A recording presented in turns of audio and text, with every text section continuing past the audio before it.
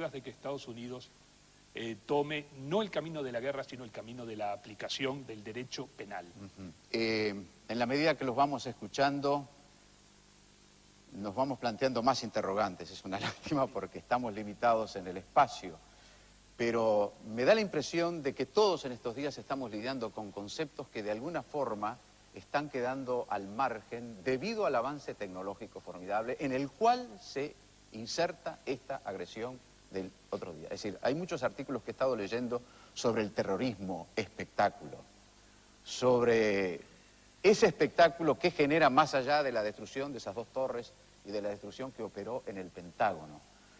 Un filósofo español publicó un extenso artículo en un diario de Madrid sobre la base de esto del terrorismo espectáculo, sobre el nuevo tipo de guerra, sobre la guerra con propagación global inmediata, y describe, entre otras cosas, los efectos, lo escribió el mismo día del atentado. Las víctimas humanas se contarán por millares, pero los autores del infogolpe van a estar mucho más atentos a otros indicadores: caída de las bolsas, desprestigio del gendarme global, recesión económica, récord mundial de televidentes, crisis del lobby político, militar, financiero en Estados Unidos, desconfianza ciudadana, bloqueo de Internet, fortalecimiento de las televisiones como escaparate de la violencia espectáculo. La infoviolencia ha alcanzado su máxima expresión por el momento y sus autores estarán plenamente satisfechos por la extremada eficiencia de su acción. Buen aviso para navegantes. Es decir, toca un tema muy importante que es el tema moral, ¿verdad? Exacto. Toca los efectos. Los efectos. Yo creo que en este tema hay un enfoque moral, porque nos hemos referido al enfoque jurídico, y el enfoque jurídico no agota el tema. El enfoque moral: quien toma un avión, mata o utiliza la fuerza sobre sí mismo y sobre los demás, y la emplea como un arma, ahí hay una falla moral, hay un quiebre moral. Y no me importa saber si es de origen religioso, cultural, étnico, social o político. Hay una ruptura con valores básicos de la moral que hacen que yo tenga que respetar su vida, usted la mía, y yo no usar mi vida bajo el sistema del martirologio a pretexto de una causa ignota que no he negociado con nadie, que no he discutido con nadie y que simplemente la presento exclusivamente como una especie de arma mortal. Claro, pero yo tiraba el tema a propósito del planteo inicial.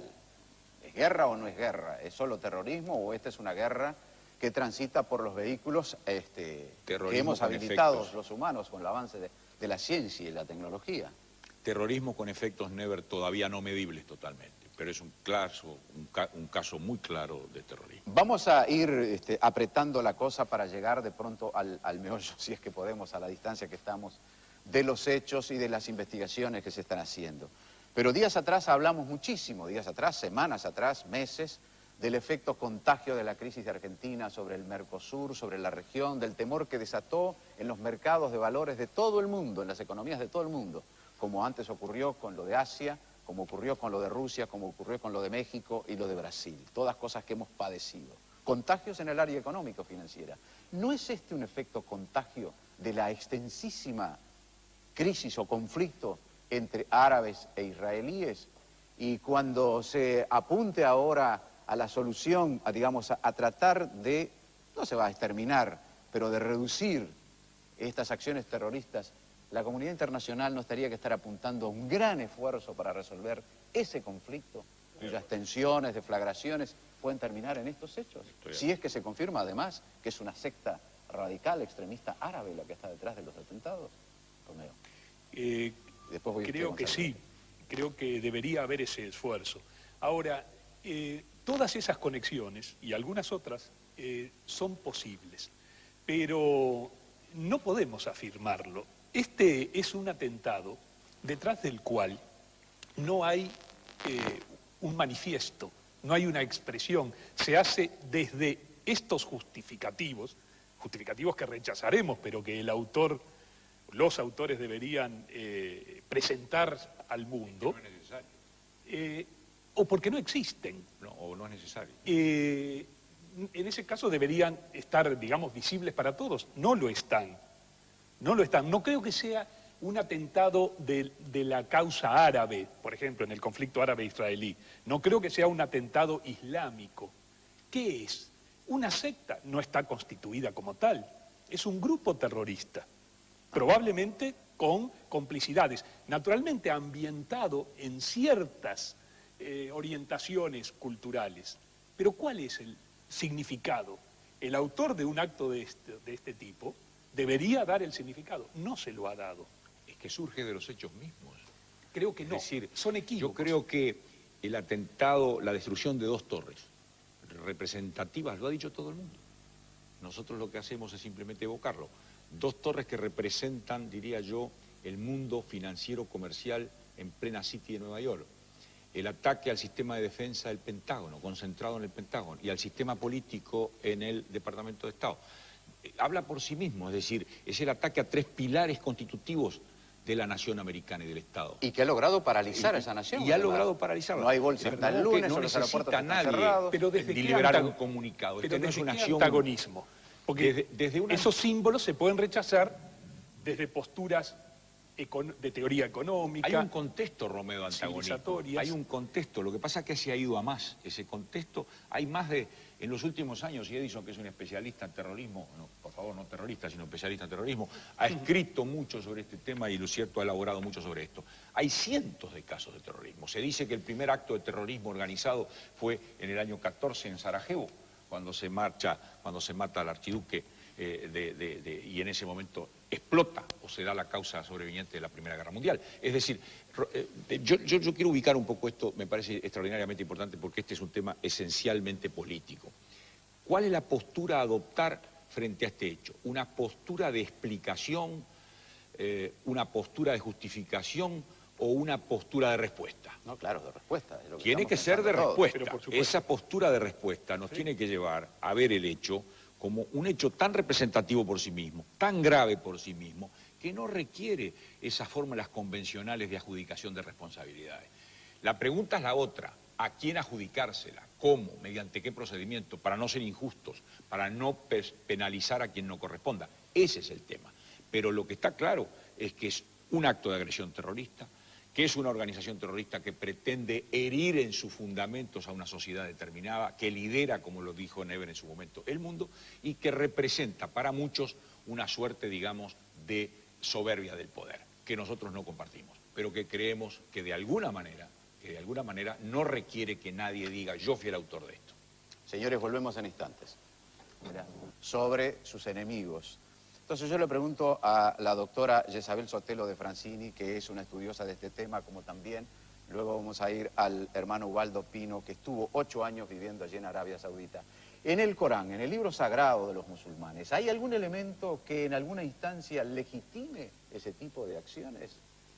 Bueno, cuando uno entra a analizar, en este caso, un libro religioso, decir que legitima, verdaderamente no hay una norma que legitime todos estos actos. ¿Algo que explique? Que haga Algo, comprender. explicación, otra cosa. Dentro de lo que se entiende en el tema del Corán y lo que tiene que ver con todo lo que es la filosofía religiosa que sustenta el Corán, evidentemente nada sostiene y nada se interpreta. Se toma la norma como es, eso en un sentido puro. Pero que se legitime, hablar de legitimación de todos estos actos o que tenga que ver con todo esto de la Guerra Santa, como ellos le llaman, es como han interpretado. Pero en la norma no faculta, no hay normas en el Corán o aleyas dentro de sus versículos que faculte a todo esto que hoy estamos viendo. Porque si fuese así, sería todo el mundo islámico terrorista y dentro de ese terrorismo, obviamente, la violencia. Pero usted compartirá conmigo que por las esquematizaciones fáciles con que discurren la presentación de muchos de estos asuntos y sobre todo estos dramáticos que rápidamente generan la toma de partido, se está hablando en algunos lugares del mundo de una guerra, de una especie de guerra santa nuevamente, o del riesgo de la guerra santa. La Guerra Santa, quiero decir, como la concibe el profeta, como la concibe Mahoma, es simplemente aquel que ataca la religión. Porque el Islam es una religión abierta desde sus principios. Y evidentemente hay algo que a uno lo hace reflexionar. En todo esto que está pasando, si bien el Islam ya ha tenido 2 impulsos. El primer impulso en la historia es cuando sale a la conquista, Claro. abierto, llevando cultura a Occidente, rescatando el patrimonio cultural de Occidente, porque eso fue lo que hizo el Islam en su primera etapa. En esta etapa, históricamente, se ha cerrado y ya no admite otras intercesiones de otras culturas. Entonces lo que le está pasando es que está cerrado, está viviendo, creo, su gran ortodoxia como sí la vivió el cristianismo hace muchísimos siglos, y creo que esto no es que esté justificando estas actitudes de hoy. Pero otro de los grandes temas, y que muchas veces lo hemos hablado con Romeo Neclae, en el tema del fundamentalismo, y es ese creo que el punto de todas estas reacciones. Primero que nada, no todas las sociedades fundamentalistas o el fundamentalismo es violento. Una parte del fundamentalismo es violento. Entonces cuando uno dice, y bueno, ¿y por qué esta reacción hacia Occidente, estos ataques? Y evidentemente creo que estos fundamentalistas creen que Occidente ha perdido su escala de valores. Entonces, evidentemente hay un ataque a eso. Hermano Gualdopino, ¿usted compartiría ese razonamiento o le agrega algo diferente? En parte sí, pero creo que el caso de Osama Bin Laden, como una secta, como se ha definido, yo lo definiría como una secta, porque el mismo caso ha tenido Estados Unidos con sectas fundamentalistas cristianas. Claro. Lo de Waco, Texas, algunos otros atentados, lo de Oklahoma. Entonces, yo creo que Bin Laden debe estar leyendo algunos textos coránicos, como puede ser el del capítulo 2, del versículo 116, que dice: se ordena combatir aunque os desagrade, y puede ser que no os agrade una cosa que sea buena para vosotros, y puede ser que améis una cosa que sea mala para vosotros. También el capítulo 2, en la Leia, o en el versículo 191, dice: y matadlos donde quiera que los halléis, y sacadlos de donde ellos os sacaron, y la persecución es peor que la matanza. Claro, esto, como una secta, está leído fuera del contexto. Por eso decía que estoy en parte de acuerdo. El Corán, como la Biblia, como cualquier texto sagrado, tiene que ser leído en el contexto en el que fue escrito, ver la historia, hacer una exégesis adecuada, ver el idioma en el que fue redactado.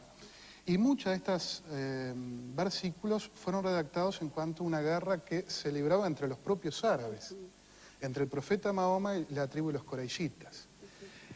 Hay otros muchos versículos que hablan sobre cómo se regula la guerra dentro del Islam. Por ejemplo, que no se pueden atacar centros religiosos, mezquitas, sinagogas, iglesias, del respeto a la gente del pueblo del libro.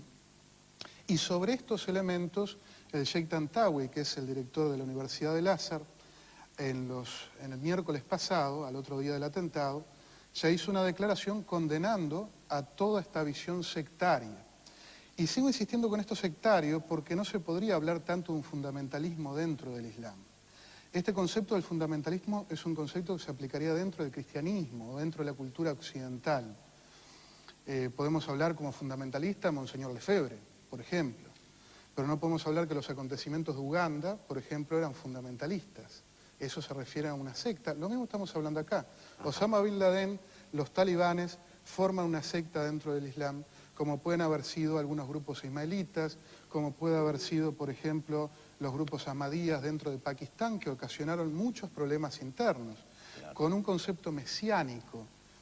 Ellos también tienen un concepto milenarista, si se quiere, de la vuelta de un Mahdi, de un Cristo, digamos, que están esperando. Y por eso acelerar los acontecimientos es parte de esa visión. Por eso también tienen una visión moral, a lo que decía el canciller, tienen una visión moral. Lo único que, claro, ese paradigma no es el nuestro. Bien, les agradezco y volvemos al otro tema, al que está golpeando en estos momentos a la humanidad, llenándonos a todos de temores, de miedos, porque la humanidad, la sensación que tenemos es que a partir del martes perdió su calma, perdió su seguridad. El país que parecía intocable ha sido tocado en sus edificios más emblemáticos. Por hablar, digamos, de alguna forma tendríamos que hablar de su gente, que sin duda es el bien y el valor más apreciado. Gente no solo de ese país. No, no solo de ese país. Se suman por decenas los muertos colombianos, mexicanos, por ejemplo. El ex secretario de Estado, Henry Kissinger, dijo, Washington curiosamente está mejor preparado para responder hoy a ataques con armas nucleares, químicas o bacteriológicas que al terrorismo aéreo suicida. Es decir, que esto puede volver a repetirse en cualquier momento sobre cualquier ciudad norteamericana o sobre cualquier ciudad de cualquier país del mundo. Entonces, para cerrar esta mesa, ¿cómo debe prepararse la humanidad? Porque si estamos confrontando valores, además, con los terroristas, y no cavilamos en absoluto con respecto a que tenemos que defender nuestros valores, occidentales, democráticos, etcétera, asentados en la justicia, se supone que de alguna manera, que eso no lo vamos a hacer como aquí en Montevideo o en algunas ciudades del Uruguay para enfrentar a los delincuentes, hemos puesto rejas en nuestras casas. No vamos a blindar las ciudades. ¿A quién delegamos el poder de darnos tranquilidad, de darnos serenidad? ¿Eso se hace en lo individual por los países o llegó el momento en que eso se encare, ya que está globalizado el asunto, con un criterio tal? En los últimos tiempos hemos visto la actuación de alianzas militares regionales en hechos específicos en ciertas regiones, como fue, por ejemplo, la actuación de la OTAN en los países de la ex Yugoslavia. Y nosotros en aquel momento, como es notorio, estuvimos en contra del uso extensivo del concepto de intervención humanitaria, de injerencia humanitaria, sin intervención o autorización del régimen de toma de decisiones de Naciones Unidas. Pero allí había un episodio claramente localizado, individualizado, con responsabilidades bien señaladas, la llamada limpieza racial de la que algunos pueblos habían sido víctimas. En este caso estamos en una situación distinta. Estamos en un claro vacío. En aquel caso había una inacción de los mecanismos existentes. Aquí no hay mecanismos a la mano. Es decir, aquí hay un tema, por lo tanto, en el cual la búsqueda de una respuesta deberá hacerse en el terreno de una concertación política, no de una concertación regulada, una concertación política que le dé la legitimación de una acción colectiva en la cual todos sintamos, como decía Romeo Pérez, que se procura hacer justicia. Pero no lo que no podemos desconocer es que aquí también hay un ingrediente fuerte de legítima defensa. Claro, y ese ingrediente de legítima defensa, el derecho internacional lo ha desarrollado, lo ha profundizado, y no podemos desconocerlo a la hora de hacer este análisis. Canciller, eso para el asunto puntual que estamos planteando en la noche de hoy, pero derivo al doctor González Lapeyre, que ha estudiado el fenómeno del terrorismo. Es decir, nos estamos preguntando todos, de aquí para adelante, ¿qué es lo que debe pasar? ¿Qué es lo que debe operar? Hoy nos despertamos en Montevideo enterándonos de que hay un detenido acá en Montevideo que está conectado con Osama Bin Laden, que hay detenido o por detenerse a un prefecto fronterizo porque estaría siendo el portavoz de Osama Bin Laden, de la secta de Bin Laden en esta parte del mundo. Ayer se hablaba de un detenido en San Pablo que había confesado que incluso ya conocía desde hace mucho tiempo que se estaban preparando estas acciones. Osama Bin Laden en agosto de este año dijo: estoy preparando el más grande ataque terrorista de la humanidad contra los Estados Unidos. Lo que me es personal... Tiene un minuto, perdóname. Sí, lo que me es personal, yo creo que hay dos aspectos que son fundamentales y que nos tienen que llevar a la reflexión. En primer lugar, la lucha contra los estados, contra los gobiernos que brindan amparo y refugio a los movimientos terroristas. Yo creo que hasta el momento la acción de la comunidad internacional ha sido omisa, ha sido muy tenue, se ha permitido la actividad de esos gobiernos que incluso en algunos casos tienen hasta organizaciones administrativas para amparar esa clase de movimiento. Eso tiene que terminar, y tiene que terminar mediante una acción firme, categórica, de toda la comunidad internacional, ya sea la NATO, ya sea las Naciones Unidas, ya sea cualquier otro tipo de organización que se constituya. Y en segundo lugar, creo que es evidente el descaecimiento que se ha producido en los sistemas de inteligencia, de contralor, de prevención de este tipo de ataques. Mientras que los Estados Unidos han gastado miles de millones de dólares en un escudo misilístico de muy improbable utilidad en el futuro, no ha hecho lo mismo lo que tiene que ver con los ataques terroristas, cuando la Junta Interamericana de Defensa y la NATO hace ya más de 20 años que vienen trabajando frente a la posibilidad de una agresión de esta naturaleza. No han hecho caso omiso a las propias amenazas de Bin Laden, se han dado situaciones realmente grotescas como los acontecidos en el aeropuerto de Boston, un aeropuerto que ha recibido múltiples sanciones por no realizar los controles adecuados cuando los pasajeros pasan con equipaje de mano. Y hemos visto lo que sucede con el FBI. Es decir, yo decía que en el Uruguay le roben computadoras al CODICEM, vaya y pase, pero que le roben computadoras y discos duros al FBI es el colmo de los colmos. Entonces, eso tiene que cambiar, y tiene que cambiar mediante una mayor eficiencia y una mayor capacidad de acción a fin de evitar y prevenir esta clase de atentados. Señores, se nos ha ido el tiempo, lamentablemente. Hay otra propuesta para culminar los contenidos de hoy de Agenda. Revisar si en estas estructuras se encuentran